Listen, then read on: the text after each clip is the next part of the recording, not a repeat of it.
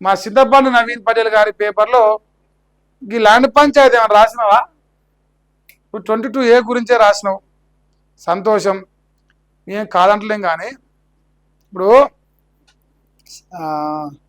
చింతపండు నవీన్ గారు, మీరు తెలంగాణ రాష్ట్రంలో పేదల పెనిదిగా, పేద ప్రజలకు అన్యాయం అయితే న్యాయం చేసేటోనిగా, సంసార లెక్క, శుద్ధపూస లెక్క నా అంత పతికించే లేడన్నట్టుగా నటిస్తావు. మరి ఇప్పుడు రోహిన్ రెడ్డి ఒక వ్యక్తి భూమి కబ్జా చేసి నీ దగ్గరికి వచ్చి సెటిల్మెంట్ చేసేదానికి వచ్చి సెటిల్మెంట్ దిగకపోతే పక్క జరిగిపోయినావు. రేవంత్ రెడ్డి, రోహిన్ రెడ్డి రెండు ఒకటే, ఏర్పాటు ఏం కాదు. ఇప్పుడు కుమ్మేరగడంలో ఇట్లా కాళ్ళ గజ్జలు కట్టుకొని సింగులు ఎగిరేసుకొని ఇట్లా గల్ల దించుకొని అరే రెడ్డి రారా బయటికి రారా అన్నావు కదా. మరి ఆ బాధితుడు నీకు ఫోన్ చేస్తున్నంట, మెసేజ్ చేస్తున్నంట, ఇగో నువ్వు మమ్మల్ని బ్లాక్మెయిల్ చేసినావు, మమ్మల్ని ఇబ్బంది పెట్టినావు, మాకు అన్యాయం చేసినావు, మరి వస్తావా రావా అంటే రేవంత్ రెడ్డి కోసం నేను ఎట్లా రావాలని చెప్పేసి ఫోన్ పెట్టేసుకో. ఇది మన బతుకు. రేవంత్ రెడ్డి కోసం మనం పనిచేస్తాం, మన కోసం రేవంత్ రెడ్డి పనిచేస్తాం. రేవంత్ రెడ్డి అనుచరుడైన రోహిన్ రెడ్డి ఇంకా మిగతా అనుచరుడైన భూములు కబ్జా చేస్తే మల్లేసు ఇంకో గొల్లేసు వాళ్ళిద్దరు మాట్లాడు. ఇక మళ్ళీ వీళ్ళు ఏమైనా కబ్జా చేస్తారుగా మా మల్లేసు ఆయన గ్యాంగు, ఆయన వాళ్ళని ఏం చేయడు. సో అందుకే వీళ్ళు మంచోలే, వాళ్ళు మంచోలే. ఈ బీసీ అని మొత్తుకుంటున్నా ఈయనను, రెడ్డి అని మొత్తుకుంటున్నా ఆయన నమ్మితే బీసీలు రెడ్డిల మాత్రం పిచ్చోళం అవుతాం. సో అందుకే చింతపండు నవీన్ పటేల్ రేవంత్ రెడ్డి ఇట్లా పెవికాలు బంధం, ఈ పెవికాలు బంధం కోసం ఎవరినైనా బలి చేస్తారు. అది బీసీలైనా బలి చేస్తారు, అది రెడ్లైనా బలి చేస్తారు. తెల్లారితే చింతపండు నవీన్ పటేల్తోని రెడ్లను తిట్టిస్తున్నది రేవంత్ రెడ్డి. తెల్లారితే ఇలా బీసీ అనుకుంటా దొంగ నాటకాలు ఆడుతున్న రేవంత్ రెడ్డి గారు మళ్ళా బీసీలకు అన్యాయం చేసి కూడా ఆయనే. సో చింతపండు నవీన్ పటేల్ మన వైపు మళ్ళిచ్చి మనల్ని రెచ్చగొట్టించి మన కోసం పనిచేస్తున్న అనుకునేలాక మనల్ని నమ్మించి ఒక దొంగనా కొడుకుతో మళ్ళీ పోయి కాంగ్రెస్లో చేరే ఒక దొంగను తీసుకొచ్చింది మలేషియా గారిని. ఈ భూమికాడికి వస్తలేరు. అయ్యో లోపల ఎంక్వైరీలు రోహిన్ రెడ్డితోనే ఏం జరుగుతుంది దమ్ము లేదా మొగోనిగా రావా? రా అని వచ్చినా అనరాదు, గేట్ కాడికి వచ్చి పని చేస్తలేదు దమ్ము మనది. ఆడెందుకు పని చేస్తుంది? బ్లాక్మెయిల్ చేసి కాడ పనికి వస్తుంది. ఇప్పుడు నువ్వు అనుకున్న 5 కోట్లు ఇచ్చుగా ఇప్పుడు ఇప్పిద్దు ఏడాయగా కానీ పైసలు నీకు దొంగ నా కొడుక. ఇక చూడు సంసారి పొక్క. రేవంత్ రెడ్డికి నాకు విడాకులైనాయి, ఈ పెవికాలు బంధం తెగిపోయింది. ఇప్పుడు పేపర్లలో తెగిపోతుంది, వార్తలలో తెగిపోతుంది, వెనకంగా గట్టిగా అతుక్కుంటుంది. పెవికాలు కూడా మనకి అంతకంటే గట్టిగా అతుక్కుంటుంది. మంది ముందర స్క్రీన్ల ముందర మాత్రం విడాకులు అవుతాయి. దొంగనా కొడుకులు.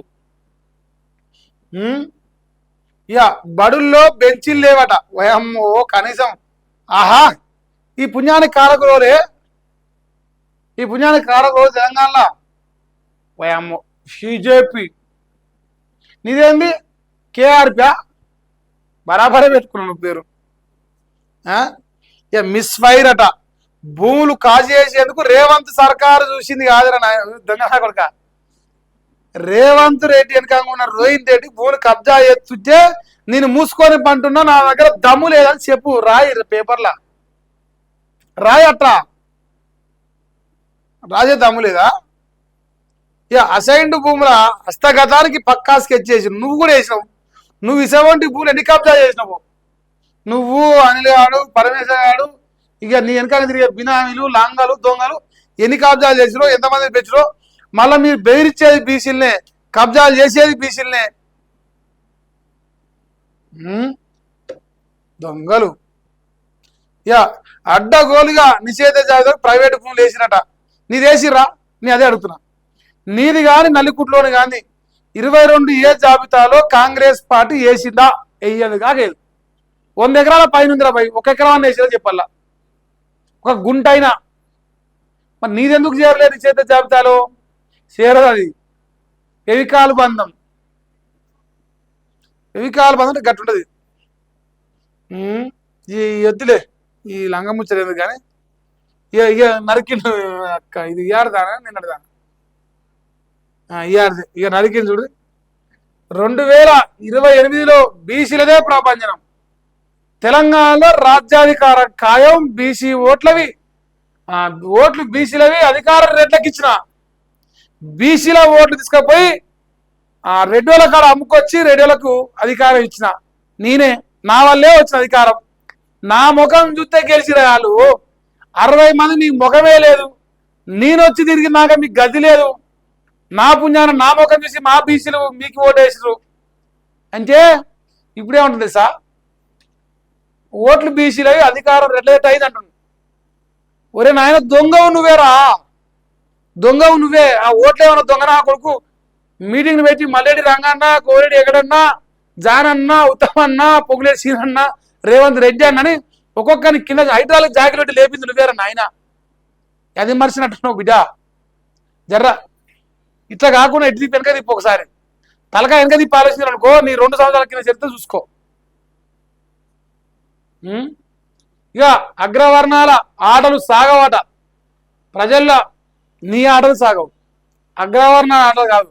అగ్రవర్ణాల పక్కన చేరి మా పక్కన వచ్చినట్టు నటిస్తున్న దొంగ మల్లేశ నీ నాటకాలు కూడా సాగవు. ఎప్పటికప్పుడు మా ప్రజలు మీ చైతన్యం చేస్తూ ఉంటాం.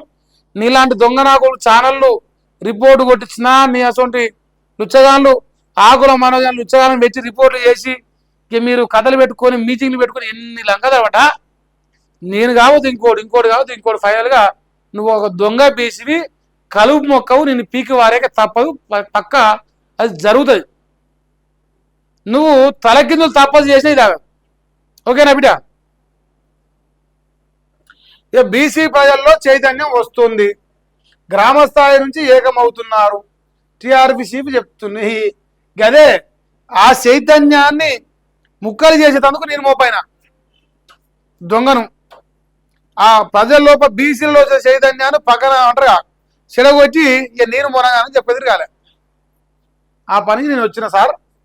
అందుకే బీసీల పంట కాల నాగసొంటోడు వీడు.